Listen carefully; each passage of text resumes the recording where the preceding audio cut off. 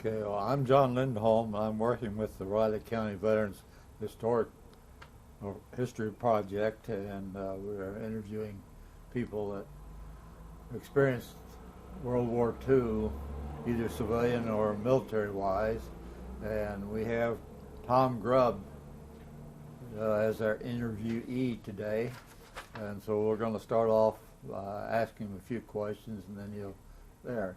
And I want to know when and where you were born, and where you grew up as a kid and went to school. Well, I was born in Marquette, Kansas, and grew up there all my life. First 18 years of my life was in Marquette, little town of 600 people. We had a high school, which my graduating class was 24 in it, and my birthday's in December, so I was December 44. So I started college at Kansas Wesleyan, and when I come up for the draft, I was placed in 4F because of deafness in my left ear. And so I went back to Kansas Wesleyan, and then the next summer I come up for recheck again, and the war was just then over, so this time they took me.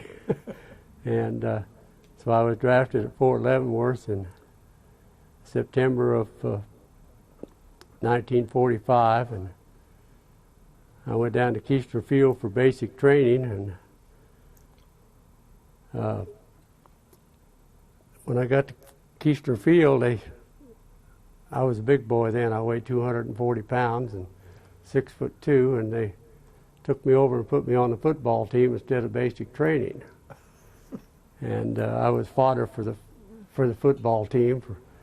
And come December, when the football team was through playing and my class had gone through basic, they didn't know what to do with me. I hadn't taken a battery of tests or anything else. So I looked down and I said, well, what do you need? And they needed a trumpet player at Smoky Hill Air Force Base, which was my home, right back to Marquette. And so I went over and auditioned for the bandmaster, and I'd played trumpet for 6 years from the time I was 6th grade on up. So the bandmaster says, okay, and so they sent me to Smoky Hill Air Force Base. And I got to Smoky Hill, and they said, well, I don't know what they sent you here for. We've just disbanded our band. So they said, what else can you do? And I said, well, I can pound a typewriter. So they put me over as a clerk typist, and I worked for 6 months as a clerk typist, and I was working for these 2 lieutenant colonels, and one said, one day in a bulletin came out for classification school. He said, you ought to go to that. He said, you got a couple of years left to go. Well, so I went back to San Antonio, Texas for classification school for 2 months, and go back to Smoky Hill, and I put me in the 301st Bomb Wing, 340th Bomb Squadron, and as a classification clerk. And This was the Army Air Corps at that time. Army time. Air Corps, yes, Old Brown Shoe Air Force.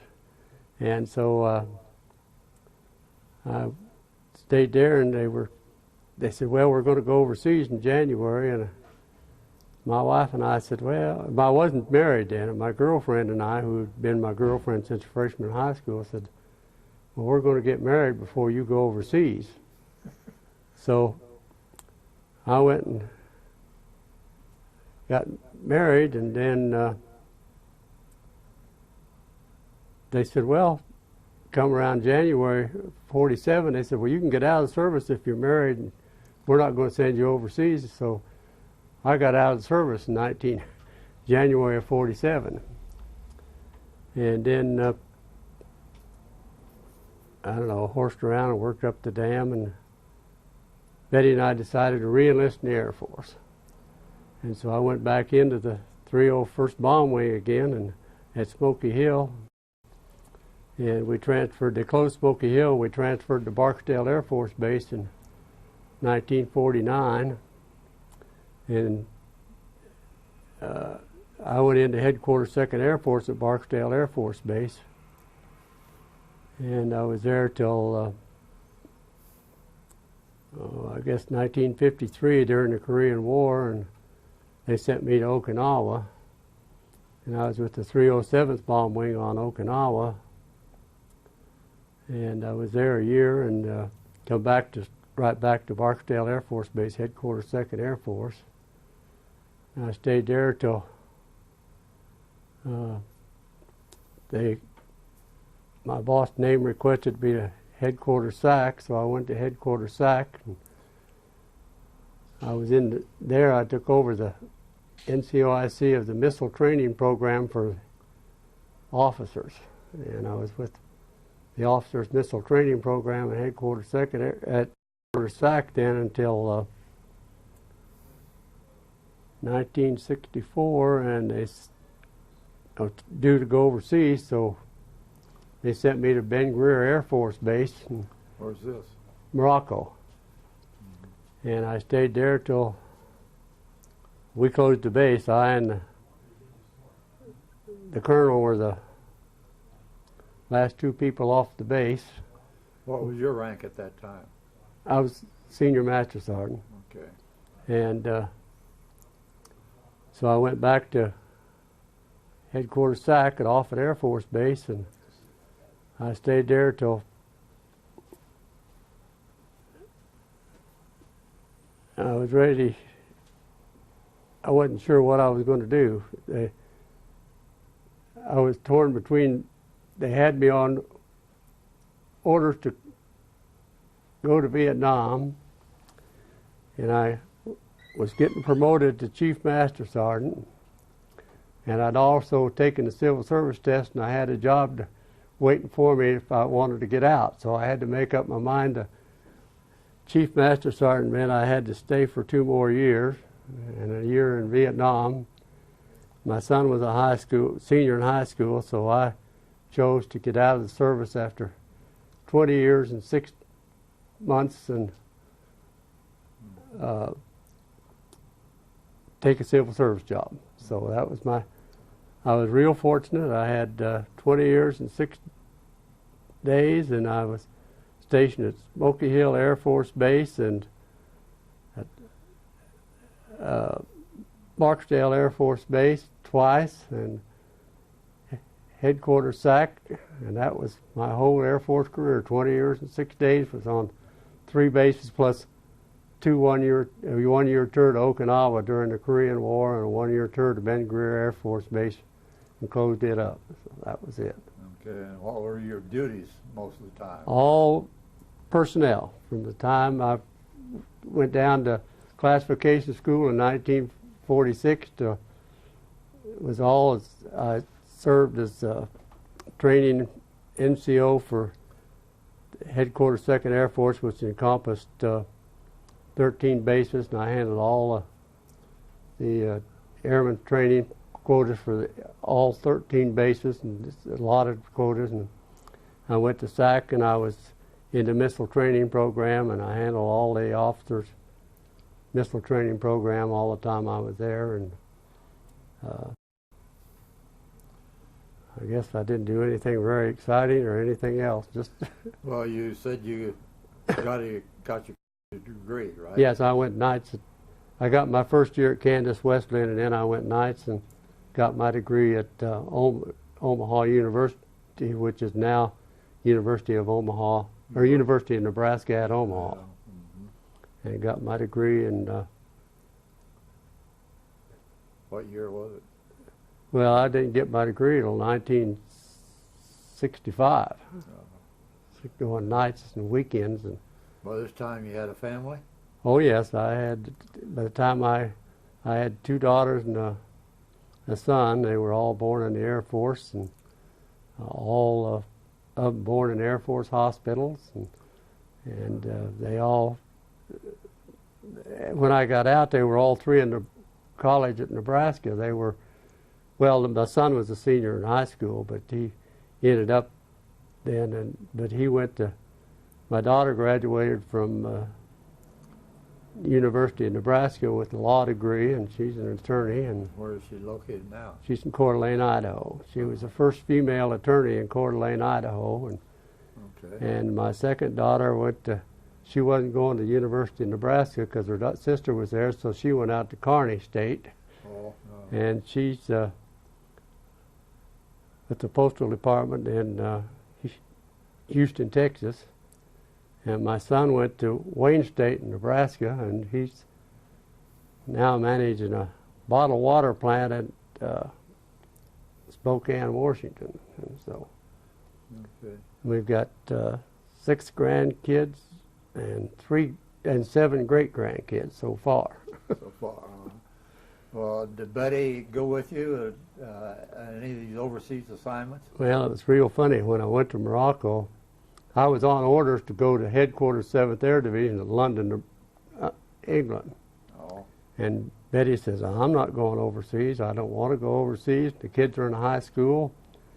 And 2 of the girls were in high school, my boys. And so, being in personnel, I called up a buddy of mine who was up in 8th Air Force headquarters, and he was on orders to go to Morocco for a 1-year tour and close the base. And I said, well, how would you like to switch for a 3-year tour to downtown London, England in 7th Air Division? He said, I'd be glad to, but he said, who's fool enough to do that? And I said, I am. So I switched with him, and he took the headquarters 7th Air Division, and I took a 1-year tour to Ben Greer and closed the base. So. But your family didn't come over there to see you while you Nope. were there all the time? No, I was definitely over there 1 year, 1-year tours. So, no, they spent there the whole time at headquarters SAC at Offutt. We were there 12 years. They spent the whole time there. And So what year did you retire then? in 1966, And then you went to went to civil service at Offutt Air Force Base, and right over to just across the hall from where I'd worked, and I stayed there. And then my mother was still down in Salina, Kansas then, and she was in a hospital, and she'd lost half her stomach, and I come down, and they said, well, she's not going to live 6 months. So I come back to Fort Riley and stopped in and saw the civilian personnel officer there, and I said, you was a classification man or labor relations? And he said, well, we need a labor relations officer for the civilian personnel at Fort Riley. And so I transferred down to Fort Riley, and there I spent. And of course, in the meantime, my mother got well and lived to be 103. She died 2 years ago, 103 years old. So that wasn't not much of a.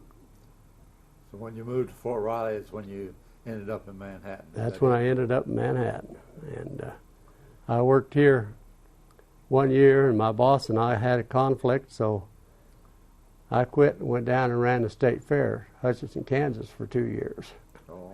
And while I was there, Betty, who raised the kids all this time, decided to go to college, and so after 2 years down there, she was ready to come back to Manhattan to get her, because she was in a junior college. So I come back and talked to my boss at Fort Riley, and we discussed it, and he put me back into labor relations. So that's when we came back to Manhattan for good. And that's. Have you done any traveling since? No, well, just we had a motorhome, and we just traveled in the States, and we went down to Arizona, and then after I retired and spent the winters in Arizona and come back to Manhattan, and then I sold my motorhome and bought a fifth wheel, and I traveled down to Arizona and whereabouts in that, but that's all, and that was it. So very uneventful life. Well, it sounded like you did a lot of things when you were running around there and Yeah, things. well, I did a lot. I mean, at headquarters SAC, there was a lot. My missile training program, I had to go to 3 different missile schools on that, and supervisors and planners courses there, and went through the Jupiter and the missile training program for Jupiter and the Atlas and the Titan. And handled all 3 training programs for those missiles. You weren't involved in locating missile silos anywhere. No, That I part. trained the people to go out to them, and I visited some of them and like that, and went up to Boeing twice to school for the missile training programs there. And, Well, military then changed your career guides Yeah, very fast, did they? yeah, because when I went to Kansas Wesleyan, I was going to be a high school football coach. And when I got drafted, why, that was never got back to Kansas Wesleyan.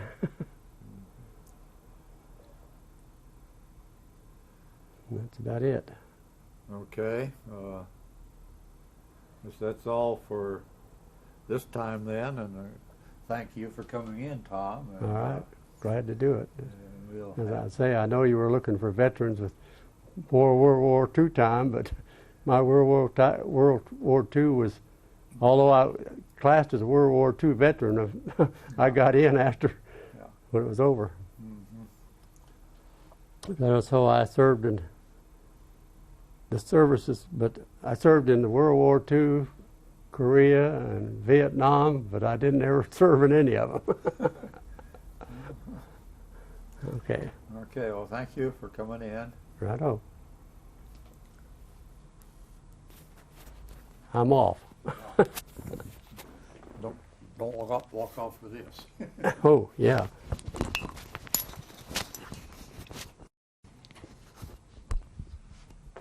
Thank you. Okay. I think he has another form for you to sign out there before you go. And he's working on the